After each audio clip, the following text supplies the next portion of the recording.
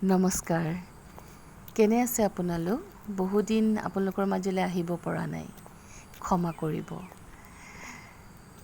আশা কৰিছোঁ আপোনালোক সকলো ভালে আছে নিশ্চয়। মই আজি বৰ সুন্দৰ পৰিৱেশ এটাত আছোঁ। দেখিছেনে পথটোৰ দুয়োকাষে কিমান সেউজীয়া। সেইকাৰণে ভাবিলোঁ মোবাইলৰ কেমেৰাটো উলিয়াই ল'লোঁ আৰু ইয়াৰ দৃশ্যবোৰ আপোনালোককো দেখুৱাওঁ বুলি। কাৰণ নিজে যিহেতু খোজকাঢ়ি পেলাই উপভোগ কৰি আছোঁ। এয়া পথাৰৰ কিনাৰৰ পৰিৱেশ, ৰাস্তাৰ কিনাৰৰ পথাৰৰ পৰিৱেশ। পানী হৈ আছে পথাৰত। শাওনৰ পথাৰ এতিয়া বোকা দিয়া সময়। গাঁৱৰ ৰাইজে বোকা দিব কিছুদিনৰ পিছত। এয়া পানী হৈ আছে চাওকচোন। আচলতে এনেকুৱা পৰিৱেশবিলাক বৰ ভাল লাগে মোৰ। আপোনালোকৰ কেনে লাগে জনাবচোন। মই কিন্তু বৰ ভাল পাওঁ। শান্ত শীতল পৰিৱেশবোৰ মোৰ অত্যন্ত প্ৰিয়। মই এনেকুৱা পৰিৱেশত আহিলে নিজকে পাহৰি যাওঁ আচলতে।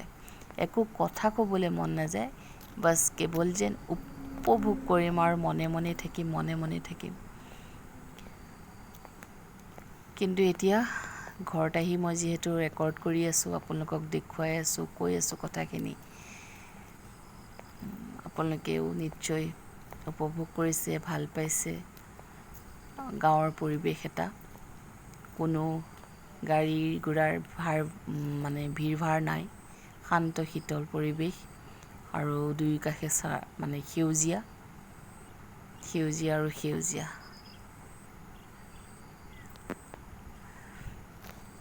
ভাল লগা এটা পৰিৱেশ। এই যে গছজোপা দেখিছে, গছজোপাৰ কাষৰ পৰা আহিবই মন যোৱা নাছিলে। একেবাৰে ঠাণ্ডা হৈ আছিলে সেইখিনি জেগাত।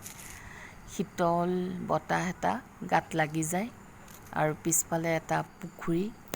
কিন্তু উপায়টো নাই, বেছি সময় ৰৈ থাকিব নোৱাৰোঁ। সেইকাৰণে গুচি আহিলোঁ আগবাঢ়ি। ৰাস্তাত এখনো গাড়ী নাই, কোনো ভিৰ ভাৰ নাই, কোনো ডিষ্টাৰ্ব নাই। কেৱল উপভোগ কৰিছোঁ পৰিৱেশটো।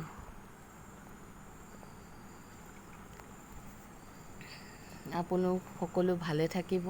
মই অতি সোনকালে আপোনালোকৰ মাজলৈ আহিম জীৱনৰ অনুভৱবোৰ লৈ।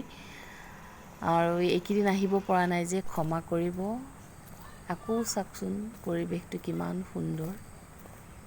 সোনকালে আহিম। আপোনালোক সকলো ভালে থাকক, মই তাকেই বিচাৰোঁ। ওপৰেদি এজাক চৰাই উৰি গৈছে, বৰ ভাল লাগে।